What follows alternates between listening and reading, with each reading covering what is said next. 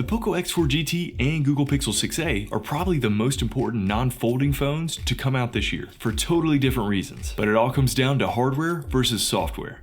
The key differences are whether you want the Pixel's better camera and software features, or the Poco's high-performing processor and battery life. So which device is faster? The X4 GT, but typically not by much. Speed comes down to the processor, software, and the screen. And what the X4 GT lacks in software, it more than makes up with the processor and screen. Opening apps, navigating the UI, and loading games are similarly speedy on each, at least after you disable the annoyingly slow animations on the Pixel. Both have pretty high-end processors, the X4 GT with its Dimensity 8100 and Pixel 6a with the Tensor chip. Plus they have UFS 3.1 storage and LPDDR5 RAM, though you can get more of both on the X4 GT with its base 8 gigs of RAM and up to 256 gigs of storage, instead of the 6a, which only comes in a 6x128 gig option. But what about benchmarks? In Geekbench, the Pixel 6a outpaces the X4 GT in single-core scores at 1045 to 882, but the Poco wins convincingly in multi-core at 3705 versus the Pixel's much weaker 2786. In 3D Mark Wildlife's gaming test, the Pixel wins again, with a higher overall score and average frame rate. So you may be wondering why I said the Poco was the faster device. The first part of that answer has to do with the processor's throttling. Tensor runs hot and throttles quickly under heavy loads, which leads to this result in the same 3D Mark app from earlier, except with this stress test, it runs 20 times in a row. The 6a might still have the best single run score, but it gets nearly cut in half by the end of the 20-minute test, with the stability dropping to 58%, while the X4 GT keeps running nice and cool with only a slight drop, and a great stability score of almost 89%. But that's not the worst of it. In the CPU throttling test, which ran for 45 minutes, the Poco only throttles slightly, and its scores are much higher than the Pixel's, which has to slow down significantly to avoid overheating, again nearly cutting its performance in half after only 13 minutes. These benchmarks don't typically reflect my everyday experience with the 6a though. I only occasionally feel the Pixel slow down, if you're gaming for a long time or recording a lot of 4K video, but I never had the Pixel shut down or pop up an overheating warning, and it only ever became uncomfortably hot after about 15 minutes of 4K video recording outside in the heat and with the benchmarks, which obviously no one runs every day. The much pricier Samsung S22 Ultra gets hotter faster than the Pixel 6a sometimes, and it has stopped recording 4K video due to overheating. So I don't want anyone to think that this is a 6a bug or hardware problem. Just don't be surprised that it tends to run a little warm even with lighter use. The only time I noticed the Pixel slow down in gaming was with Genshin, and sadly it had a few jitters even before it heated up. But Call of Duty, PUBG, and Asphalt all played well for about 20 minutes apiece, so casual gaming is great, even at high detail settings. With that said, the X4 GT just keeps running fast. It is really impressive, so if you want to do anything more intense for a long time, or consistently run at higher graphics settings, the X4 GT has you covered, handling even Genshin well. Also, its side-mounted fingerprint scanner is much faster at unlocking the device, but I still like the 6a's in-display sensor, which isn't much slower than my S22 Ultras, at least after enrolling one of my thumbs twice, and I haven't had it unlocked for any other prints except mine, unlike some other users. But what about the screens? They're both fine, but totally opposite. The 6a has a smaller 6.1-inch Full HD Plus OLED 60Hz display, while the X4 GT has a 6.6-inch Full HD Plus LCD 144Hz display. The Pixel is noticeably brighter in direct sunlight at around 780 nits, but the Poco is still definitely usable at 650 nits. If you're wondering which display gets darker, that's the X4 GT, even with the Pixel's extra dim mode activated. For some reason, Google decided to go with just Gorilla Glass 3 on the Pixel, while Poco used the improved Gorilla Glass 5. But more importantly, it's that refresh rate that's the other reason why the Pixel feels slower than the X4 GT. There isn't much of a difference to me between 90Hz and 60Hz, at least to my knackered old peepers. Thanks, Chris. But going from 144Hz down to 60 is absolutely noticeable. Everything on the Poco just feels a little smoother, but the Pixel's display is not a deal breaker for me, and I got used to it pretty quick. So which has the better cameras? The Pixel's image quality is better than the X4 GT's, but I would say it's not always a huge improvement, especially if you use a GCam port for some X4 GT shots. Take this lazy couch dog photo. The 6a is better detailed with more natural colors than the Poco's GCam shot, but they aren't wildly different like the blurry washed out stock Poco shot compared to the Pixel. The stock Poco cam does a pretty good job this time, but the Pixel manages to look more crisp and lifelike without being oversaturated like the X4 GT GCam version. This building photo looks pretty good on both, but I like how the Google cameras bring more out of the shadows in the trees. Now the Pixel does easily win if you switch to the ultra-wide camera, which are notoriously low quality on other budget and mid-range phones. One last interior shot of Bose, and again the Pixel wins, due to the natural color and sharpness. But I could see a lot of users preferring the look from the stock X4 GT camera since it's a bit more saturated. From the main rear camera, selfies look the most natural from the Pixel, but GCam can do a better job for the Poco if you lessen the HDR processing. Portrait mode from the rear camera, and I think the Pixel wins again, but it certainly does crop in a lot. For the actual selfie shots from the selfie camera, I didn't even use the stock app. It looks that terrible, and I actually think that the X4 GT's GCam shot beats the Pixel. It's sharper and slightly punchier. Same results with portrait mode, the Poco just looks better. And face retouching was off for these selfies on both devices. Night mode is a different story entirely. In fact, the Pixel 6a might be the best night shot camera I've used since the bigger Pixel 6. It somehow manages to be pretty sharp while not looking grainy or noisy like the Poco, and its colors are much more natural. Same story with this fire hydrant, where the Pixel keeps the grass from looking over-processed and the street doesn't become a smudgy mess. I don't even have to point out anything with this indoor window shot.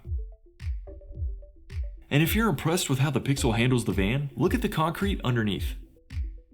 I'll do a more detailed camera comparison with the 6a like I did with the X4 GT, which I'll link in the video description if you want to see more. And please give this video a like if it's been helpful so far. I'd really appreciate it. As far as video performance, the Pixel does easily win again. It can record 4K 60 FPS instead of just 4K 30 like the Poco, and it has much better stabilization, plus a lot more dynamic range, allowing it to lift the shadows in the trees while not clipping the highlights in the sky. Selfie video changes things though, with the X4 GT stock camera performing surprisingly well. I'd say better than the Pixel this time. But the bigger difference between these two camera systems is actually on the software side. The Pixel does a great job at sharpening blurry faces, and I tried hard to get a blurry image. Then there's Magic Eraser, that you've probably heard of already. Plus, Google's color science is basically second to none at this price, and it's able to take at least a good shot almost every time. All in all, this makes the 6a potentially the best camera phone under $600 US. Just don't be fooled into thinking that the X4 GT has bad cameras. How's the audio? Both have stereo speakers, and the Pixels are a little louder, but also harsher.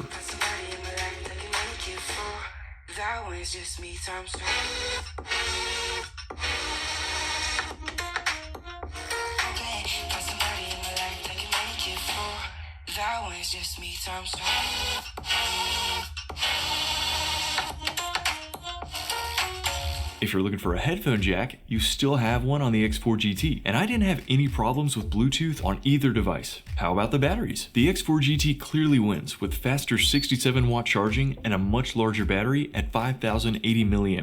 The 6a's 18-watt charging and 4,410 mAh battery takes around an hour and 45 minutes to charge from 1% to full, which is twice as long as the Poco. At least I'm getting almost a day and a half with the Pixel on a full charge. But the Poco is much better, lasting about 2 days. I tested with the X4 GT screen running at 144 Hz and the default dynamic refresh rate, and didn't see much of a difference in battery life, since there's so few apps that actually take advantage of that 144 Hz setting. Neither charge wirelessly, but Poco includes a 67-watt charger in the box, where tragically Google does not. For the overall software experience, the Pixel wins big. The X4 GT's MIUI for Poco version of Android isn't bad, but it can be buggy, restrictive, and confusing when you try to find specific options in the settings. The 6a's more stock version of Android is just refreshing. There are a few things that I prefer from the Poco, like the smaller quick settings tiles, but overall it's a cleaner and more intuitive operating system. And it lets you use gesture navigation with third-party launchers like Nova or Hyperion, unlike MIUI, unless you put in some work for a partial solution that I explain in this video. Both are running Android 12, but the Pixel will be updated through Android 15 and get 2 years of security updates after that. The X4 GT should only get updated through Android 14. What's more important to me though are all of the extra software features that you get access to as a Pixel owner. You get fast voice typing, direct by call, which lets you tap your way through automated voice menus, hold for me, which lets your Pixel wait on hold for you, then notify you when you finally get through to a human being. And lastly, live transcribe, live caption, and live translate, which are coming to more Android devices, but work excellently with Google's Tensor processor. Some of these features have been restricted to just a few countries and basically only in English, but since the 6a is launching in a lot more markets, I hope that'll change soon. For bugs, I haven't haven't noticed anything major on either device, but at the 144Hz refresh rate, the touch sampling rate on the X4 GT drops pretty low sometimes. I've seen it hit 19Hz, and it does seem to miss some of my taps and swipes, so I've been running the screen at the default adaptive refresh rate and haven't noticed any issues. The Pixel has been bug-free so far. Now, if you want to use one of these phones in the States, the Pixel 6a is fully supported on basically every major carrier. More bands than Lollapalooza. The Poco will likely only work on T-Mobile's network and not even on every T-Mobile MVNO. And if you live in an area with weak T-Mobile coverage, you'll probably have a bad time. I haven't had issues where I live, but I drove to a more rural area and did have much worse coverage. There are a few more parts of the 6a that make it feel more premium than the Poco, like a very strong, quick vibration motor. I mean, the X4 GT's is pretty good, but at full strength, the Pixel feels like it's attacking your hand. Oh, and the 6a doesn't wobble thanks to this long camera visor. Lastly, it has an IP67 rating, so it will hold up better with some water and dust compared to the X4 GT, which is not rated at all. A few pros for the Poco are that of course it comes with its fast charger in the box, as well as a clear case, and it has a factory installed screen protector. So why are these the most important non-folding phones this year? The 6a is the first Google Tensor Power device to launch in more than 2 countries at a lower mid-range price, which means not only more competition from a processor company that's not Qualcomm, but also the fact that more Pixel devices out there provides Google with more data about how new features need to be improved and what will be added into future Android versions for all Android devices. I think the Pixel 6a justifies the $450 price tag, but for $100 less, you can pick up the X4 GT with a mix of features that make it an amazing option for users who want speed and battery life without sacrificing too much in other areas. But the greatest thing about the X4 GT is that new MediaTek processor, and I'm really rooting for MediaTek to continue developing high-performing chips that don't have the thermal issues Qualcomm has run into for the last few years, or the high Snapdragon price tag. That competition, represented by this device, is critical to pushing processor advancements at an affordable price. If you can't tell,